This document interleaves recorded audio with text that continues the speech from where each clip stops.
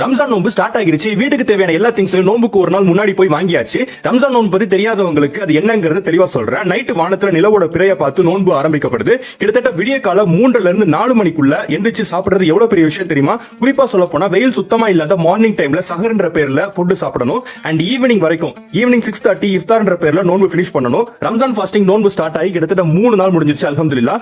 நீங்க முஸ்லீம் பத்தி என்ன நினைக்கிறீங்கன்றத கமெண்ட்ல சொல்லுங்க. உங்களுக்கு முஸ்லிம்ஸ் பிடிக்கும்னா இந்த வீடியோக்கு ஒரு லைக் பண்ணிட்டு நம்ம சேனலை சப்ஸ்கிரைப் பண்ணிடுங்க. இதை செஞ்சா மட்டும் பத்தாது. ஒரு முஸ்லீம் ஒரு நாளைக்கு 5 டைம்ஸ் தொழுகிறது இறைவனிடத்துல அவனுக்கு கடமையாக்கப்பட்டிருக்கு. அண்ட் தவறான விஷயங்கள் எதுவுமே இந்த நோன்பு மாசத்துல செய்யக்கூடாது. அட ஏன்பா ரம்ஜான் மாசம் வந்தா இதெல்லாம் நீங்க பண்றீங்க அப்படின்னு கேட்டீங்கன்னா, இந்த உலகத்துல இருக்கிற எல்லாருக்குமே 3 வேளை ஃபுட் கிடைக்குதா அப்படின்னு கேட்டீங்கன்னா அது டவுட் தான். அதனாலதான் பசியோட அருமை, சாப்பாட்டோட அருமை எல்லாருக்கும் தெரியணும்னு இறைவனிடத்துல முஸ்லிம்ஸ் எல்லாருக்கும் இது கடமையாக்கப்பட்டிருக்கு. அண்ட் கரெக்டா பாத்தீங்கன்னா இஃப்தார் டைம்ல, அதாவது நோன்பு பினிஷ் பண்ண போறதுக்கு 2 ஹவர்ஸ் முன்னாடி நோன்பு கஞ்சின்னு ஒண்ணு மசூதியில, அதாவது பள்ளிவாசல்ல ஊத்துவாங்க.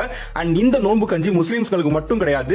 யாரெல்லாம் பசியோட இருக்காங்களோ யாரு வேணா வந்து ஃப்ரீயா வாங்கி மசூதியில வந்து குடிச்சிட்டு போலாம். ஆனா அந்த முஸ்லிம்ஸ் நாங்க வாங்கிட்டு வந்து உடனே குடிக்க மாட்டோம். வாங்கிட்டு வந்து வீட்ல லேடிஸ்க்கு கொடுத்துட்டு வெயில் மறைஞ்ச பிறகு, அதாவது 6:30 நோன்பு திறக்கிற ப்ரொசீஜர் படி தான் குடிப்போம். ஜென்ஸ் மசூதியில போய் நோன்பு பினிஷ் பண்ண போயிடுவோம். எங்களுக்கு பசி இருக்கோ இல்லையோ, ஆனா தண்ணி தாகம் மட்டும் செமையா எடுக்கும். ஆனா இதெல்லாம் பொருட்படுத்தாம நாங்க வருஷத்துல இந்த 30 நாள் 30 டேஸ் நோன்பு இருப்போம்.